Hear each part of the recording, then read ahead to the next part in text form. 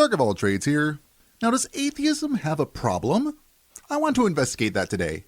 So today, we're going to embark on an expedition that takes us to the heart of a discussion that has been resonating across the YouTubes. A lot of religious people seem to have a problem with atheism. This person with a very briefly named channel, Nizam, seems to be coming from a Muslim perspective. As I have expressed before, I am not afraid to discuss ideas coming from anyone from any religion. I care about the ideas and am not intimidated away from discussing the ideas of what exists in reality. If I may get a little poetic here, it is in the crucible of spirited dialogue that the seeds of wisdom are sown, and it is in this spirit that we investigate the tapestry of arguments woven within the video. This video is titled, "This is the Problem with Atheism." I am not sure what problem he has that cannot be overcome, but maybe we can discover common epistemological ground. Might we unearth hitherto unexplored facets of this discourse? At the risk of sounding too pretentious, it was Socrates who famously proclaimed, "The unexamined life is not worth living." Indeed, through the prism of examination, we refine our understanding, fortify our convictions, and contribute to the broader tapestry of human comprehension. So let's see what Nizam has for us today. Hello and assalamu alaikum. If somebody was to blindfold you without you realizing, and then suddenly you woke up on a plane, would you not be curious and ask yourself, what am I doing here? Who put me here? And where am I going? You see, atheism raises many problems, and this is one of them. It convinces you that you do not need to ask these questions, and you don't need to be inquisitive. You were put on this planet. Are you not curious enough to ask yourself, what am I doing here? Who put me here? And where am I going? This is what I'm going to call the blindfolded on a plane analogy. The analogy assumes that curiosity and inquiry about the universe's origins and purpose are exclusive to religious belief. However, atheism doesn't necessarily negate curiosity or questioning. In fact, many atheists are deeply curious about the cosmos and seek to understand its origins through science and reason. I am curious about what I'm doing and what my future holds for me. I am constantly evaluating my life and where I am compared to where I want to go. I do not, however, assume that I was put here by a who. By asking who put humans on the planet in the context of arguing for the existence of God, the implication is that there must be a God who put humans on the planet. This presupposes the existence of a God to explain the origin of humans, which is the very point that needs to be proven. Simply by expressing this statement, Nizam shows that he does not understand what it means to be an atheist. Simply not believing in a God does not mean you don't think about big existential questions. We will mention 3 problems atheism raises, and 2 logical arguments for belief in God. Problem number 1 is the first problem you mentioned earlier. It forces you to be ignorant. It doesn't encourage you to ask the questions of, what am I doing here? Who put me here? And where am I going? I've just addressed this, so I'm not going to go over it again. Second problem is there is no objective moralism. What is objective moralism? Objective moralism is the idea that we know what is considered right or wrong based on God's guidance. I've done many videos that go into morality, so I'll only touch on this briefly. If you want me to do a deep dive on morality, just let me know in the comments. Ethical systems can be based on secular principles such as empathy, human rights, and social well-being. Morality is a complex and evolving concept that can exist independently of religious dogma. I don't accept the idea of objective moralism. However, even granting there are objective morals, the statement, "There is no objective moralism without belief in God," can also be considered an example of begging the question. This is because the argument presupposes the existence of a God as the only source of objective moral values, which is the very point under contention. At absolute best, this is a bald assertion. Simply claiming that a God is required is something that needs to be demonstrated. Of course, if there was objective morality, then Allah actively goes against it. In some interpretations, critics argue that the Quran presents instances where Allah's actions might appear contradictory to the moral principle outlined. For instance, when the Quran emphasizes mercy and compassion, certain narratives involving divine commands for severe punishments or suffering raises questions about consistency. Additionally, the concept of eternal punishment contradicts the notion of a just and compassionate deity. Alleged favoritism shown to certain prophets or communities over others also challenges the idea of equal treatment. Moreover, the Quranic allowance for slavery and concubinage seems at odds with the universal moral standard on human dignity and equality. It is important to note that interpretations of these instances can vary widely, and Islamic scholars offer several apologetics to reconcile these perceived contradictions within the framework of Islamic theology. We can say murder is wrong because God said so. We can say charity is good because God said so. Oh, really? What does the Quran say is the penalty for apostasy? As of 2021, there were 10 Muslim-majority countries where apostasy from Islam was punishable by death. The Quran states in multiple places that apostates will not be forgiven. However, all of this is simply divine command theory. There are many problems with divine command theory. For one, it can lead to moral arbitrariness. If moral values and duties are solely dependent on the commands of a divine being, it can raise questions about the nature of morality itself.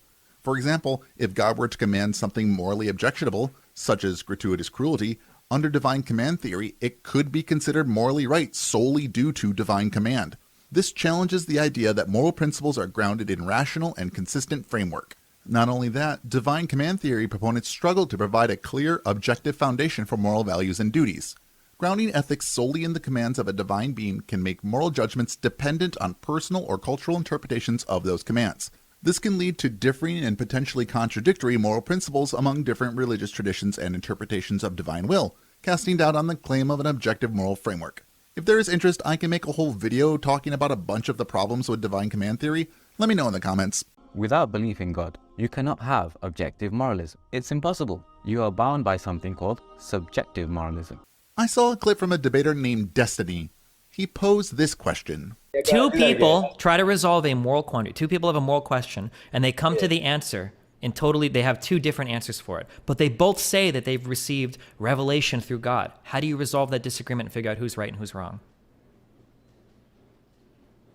This is the problem with grounding your meta-ethics with divine revelation, and it's why presuppositionalism sucks. It's ultimately circular at a foundation that is inaccessible to external parties. Do you understand? I could tell you that God has revealed anything to me, and I automatically win the argument. Do you understand the problem with that? Subjective moralism means that there's no clear guidelines as to what is right or wrong. Without a belief in God, you could say that murder is good, and you can't question that person. You can say charity is bad, and you can't question that person. Because without clear guidelines and objective moralisms, there's no such thing as right or wrong. This is definitely not the case. With morality, it's about evaluating an action with relation to a goal. We can say something is right or wrong, even from a subjective standpoint, because we as a society came to agree on what the goals are to which we relate the actions. The reason why in first world countries we don't have the death sentence for apostasy is because we as a society agreed that we shouldn't. It may be subjective, but it is still better than your theocratic dictatorship. The third problem is, without objective moralism, society will crumble. There will be no rule book. You'll make your own rules. The notion that atheism leads to societal collapse is entirely unfounded. Secular societies have well-established legal frameworks based on human rights and social contract theory. Ethical guidelines can be determined through collective human values, empathy, and reason without needing religious rules to maintain societal order. The most secular nations tend to prioritize individual freedoms, human rights, and social equity, which contribute to the overall well-being of their citizens. These countries emphasize education, healthcare, social safety nets, and progressive policies that support personal growth and societal cohesion. By upholding secular principles, they create an environment where diverse beliefs and lifestyles are respected, fostering inclusivity and reducing potential conflicts rooted in religious differences. As a result, these nations often enjoy higher levels of social trust, lower levels of corruption, and greater gender equality, all factors that contribute to the overall high quality of life for their populations. So it doesn't seem like these societies are crumbling, but rather are thriving. As for the second part, the idea that societies without objective moralism lack a rule book oversimplifies the complex nature of moral frameworks. While objective moralism provides a foundation for shared values, societies also draw from cultural, historical, and philosophical sources to shape their ethical norms. Moreover, the absence of objective moralism doesn't necessarily lead to arbitrary rulemaking. Many societies rely on reasoned discourse, social contracts, and legal systems to establish and enforce rules that promote social harmony. Moral subjectivity doesn't preclude a collectively agreed-upon framework. It necessitates ongoing dialogue and empathy to navigate differences in a diverse world. Ultimately, societies can cultivate principles of justice and cooperation without solely relying on a singular objective moralist idea. And you could use your own imagination to think how destructive society would become if there were no rules. But you didn't say there are no rules. You said there is no rule book, and that we make our own rules. So that means there are rules. No known society operates entirely without rules or norms. Societies inherently develop rules, whether formal or informal, to facilitate cooperation, resolve conflicts, and establish order. Even in the absence of a centralized governing body or a complex legal system, human interactions naturally give rise to shared expectations and behavioral guidelines. Now moving on, we'll give two main logical arguments for believing God. Number one, the teleological argument, also known as the design argument. Within this argument, there is a famous analogy known as the William Paley watchmaker analogy.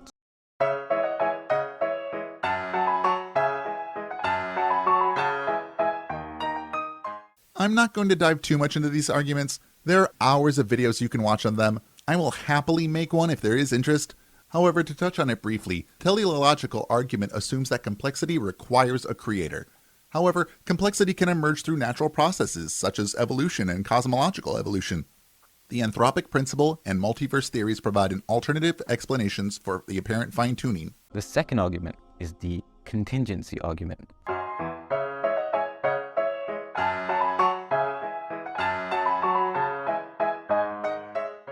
It's logically possible that the entire universe doesn't have to exist, and therefore the universe exists contingently.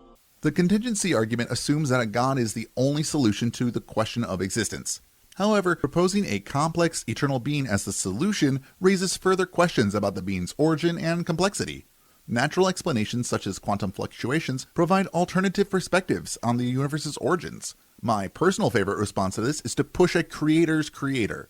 Is it possible that the being that created the universe as we know it was itself created by a different being that did not create the universe? Accepting the contingency argument requires that one cannot justify either answer. This question raises a point about the nature of the necessary being itself. If the argument suggests that everything needs a cause or explanation for its existence, then one could ask whether the necessary being itself also requires a cause or explanation. If the necessary being could exist without a cause or explanation, then it challenges the principle that everything needs a cause, which the argument is based upon. If anyone says that a God is necessary, then I can just say that the universe is necessary. Now, the universe is made up of parts like galaxies and planets, and the universe is always expanding. This is just basic science. If you argue that the universe was always there without a creator, this raises a logical absurdity and fallacy. You are basically saying that the universe is made up of parts that are all contingent existences until ad infinitum and eternity. Then you're also saying that the universe has been expanding until eternity. But how does something expand without there being a beginning point in its expansion? Saying the universe had a beginning point says absolutely nothing about what was before that point, or even if that point is even a coherent idea. We don't know what existed pre-Big Bang. We theorize the initial singularity, but nothing about prior to its existence. And this isn't solved by making something up like a god. We understand that colloquially, our local presentation of time started at the Big Bang, meaning that if there is something prior to that, we have no way of assessing whether time operated the same way it does now, or if it even existed. It may just be incoherent to say before time existed. Any problem found in currently accepted cosmological models is not solved by an appeal to magic. That just kicks the can down the road. How does something expand without there being an initiation in its expansion? And how does a contingent, dependent being, i.e. the universe made up of parts, cause its own expansion and own initiation when it depends on something else for its existence? You are the one asserting that the expansion of the universe and its existence is dependent on something else. How can you demonstrate this? If you're plainly asserting that a god is a necessary being, then like I said, I can just assert that the universe itself is necessary. By your own logic, you would have to accept this. Doesn't make any sense. The only logical solution is to stipulate that there is a necessary, self-sufficient, intelligent, and powerful being that is not contingent or dependent upon anything else for its existence, which is timeless and brought the universe into existence. And this is basically how we define God Almighty. This is just a worse version of Frank Turek's expansion of William Lane Craig's opinion about how to connect a god to the Big Bang. It is an attribution of attributes without justification. You're just adding characteristics to something that you cannot possibly know. How did you rule out an unintelligent creator? Calling back to my magic primordial space crystal. How did you rule out an accidental creation? How did you rule out a being that created the universe but used up all of its energy to do so and now no longer exists? How do you justify the impossibility for something to take an action for no time? Actions, even passive ones like existing, are necessarily temporal. No time, no existing. I know a lot of people will still have many questions, despite how logical and understandable it is. I guess it is logical if you're bad at logic. Though, to be fair, something can be logical and still incorrect. That there's only one true creator. Like, why would you believe in something you can't see? I don't know any atheist who says this. If they did exist, I would tell them that this is a bad argument. However, to your point, comparing belief in a god to belief in physical phenomena is flawed. Belief in physical phenomena is based on empirical evidence and scientific inquiry. I watched ahead, and I'll touch on this a little bit more in just a moment. Well, have you ever cracked open your own skull and seen your own brain? Does that mean you don't believe your brain exists because you can't see it? Have you ever seen the DNA test for your own mother? As far as you're aware, your mother is your actual mother. Why? There's enough logical clues to show you that these things are true. And in the same way, there's enough logical clues to show you that God exists. I can go to the hospital and get a brain scan and see images of it in relatively real time. As for my mother, maybe she is my biological mother and maybe she isn't. Children get mixed up in the hospital sometimes, so there's a non-zero chance that who I call my mother is actually not my mother. However, we have similarities that make it more likely that she is. Also, we have testing, as you alluded to, that can compare our genetic material to show just how likely this is. Belief in a God, however, lacks empirical evidence and relies on faith, which is fundamentally different from scientific understanding. You don't get to put your unreason up on the same shelf with my reason. The idea of not being able to see something such as the wind to not being able to see a god are not comparable. We see the effects that at an absolute minimum can be directly correlated to air movement. We have no such evidence for your God, not even close. It's in your own natural disposition, fitra, to want to believe in one God. Even if this wasn't enough to convince you, just ask yourself, would you rather live in a godless society where there is no objective moralism, no right or wrong, a society which could just crumble in a second? Or would you rather live in a society of true law and order that came from God Almighty? I know my answer. Wow, what a question. This is an appeal to emotion, as it uses emotional language to sway the listener's opinion by evoking fear and a desire for stability and order. It presents a contrast between a godless society with potential chaos and a society with true law and order attributed to God. This type of argument does not rely on logical reasoning or evidence, but rather attempts to influence emotions and instincts. It is also a false dilemma fallacy, specifically an either-or fallacy. The argument presents only two extreme options, either a society without objective moralism and potential chaos, or a society with law and order from God, while neglecting other potential options I touched on earlier in the video and oversimplifying the complexity of societal structures and moral frameworks. To answer directly, however, out of those two options, I would rather live in a godless society. I am less likely to live under a dictatorship and theocracy. Besides, how did you determine that it is your version of God that put forth the rules, and that you got the rules right? I could imagine a God that has a very different set of rules than you seem to believe. How do you know that the God is not a chaotic God and you are reading from an entirely misinterpreted book for what you think his rules are? Additionally, there is no justification for asserting that a society like this would crumble simply because it is godless. Societies can crumble for a number of reasons. Just for fun, here are the 5 main reasons that societies crumble: political instability and corruption, economic inequality and disparity, social fragmentation and divisiveness, environmental degradation and resource depletion, lack of effective governance and institutions. If you notice, secular societies handle these issues considerably better than religious ones. But don't take my word for it. Here are some sources for each of these points where you can look into my claims. Transparency International's Corruption Perceptions Index ranks countries based on perceived levels of public sector corruption. You can compare the rankings of countries with more secular governance to those with strong religious influences. The Gini coefficient is often used to measure income inequality within countries. You can explore how countries with secular governance compare to those with religious influences in terms of income distribution. The Global Peace Index ranks countries based on various indicators of peacefulness and social cohesion. You can examine whether secular or secular-leaning countries tend to have higher rankings in terms of societal harmony. Environmental indices like the Environmental Performance Index assesses countries' efforts towards environmental sustainability. You can analyze the performance of secular societies compared to the others in terms of ecological responsibility. Global indicators such as the World Justice Project Rule of Law Index or the Worldwide Governance Indicators provide insights into the strength of legal systems and governance in different countries. And besides, hasn't most, if not all, societies that have crumbled been at least majority religious? I'll leave a link to the Wikipedia page on examples of societies that have collapsed. And that's it for his video. So what did he actually say here? What is his problem with atheism? Just like someone would question their surroundings if suddenly placed on a plane, atheism can deter people from asking existential questions about life's purpose and origin. There are 3 problems associated with atheism. First, atheism encourages ignorance by dismissing questions about existence, origin, and purpose. Second, atheism lacks objective moralism, as morality becomes subjective without divine guidance.